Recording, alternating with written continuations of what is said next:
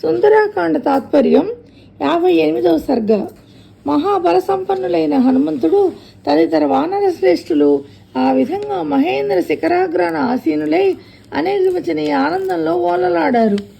అమిత సంతోషం కారణంగా మహాత్ములైన వానర శ్రేష్ఠుల శరీరాలు పులకిరింతకు లోనవగా జాంబవంతుడు మానసికంగా సంతృప్తి పొంది ఉన్న హనుమంతుని అతడి లంక అనుభవాలను గురించి ఇలా ప్రశ్నించాడు.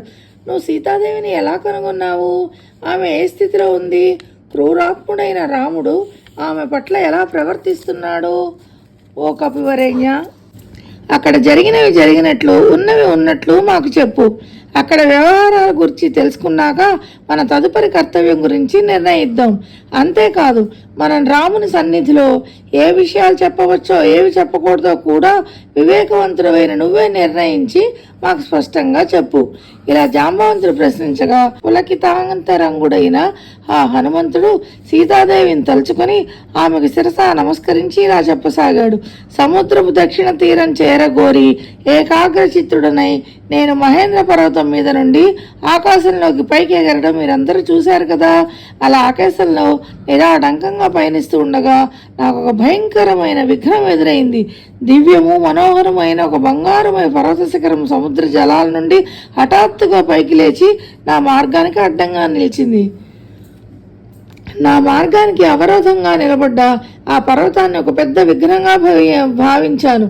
ఆ దివ్యమయ సువర్ణగిరిని సమీపించగానే దాని తుత్తునియలు చేసి ముందుకు వెళ్ళాలనుకున్నాను. అంతే, సూర్యుడు వలె ప్రకాశిస్తున్న మహాపర్వత శిఖరాన్ని నా తోకతో కొట్టాను. ఆ శిఖరం 1000 ముక్కలు ముక్కలుగా బద్దలైపోయింది. కానీ ఏం అద్భుతం! ఆ పర్వతరాజు నే చేకొన్న కార్యోద్దేశ ప్రధానాన్ని అవగతం చేసుకున్నట్లు అమిత వాత్సల్యపూర్వకంగా నన్ను కుమార అంటూ సంబోధించింది. ఆ ప్రేమాస్పదమైన పలుకు నా హృదయాన్ని ద్రవింపజేసింది. ఆ పర్వతం ఇలా పలికింది, నేను ఈ సముద్ర జలాల్లో నివసిస్తున్నాను. నా పేరు మైనాకుడు.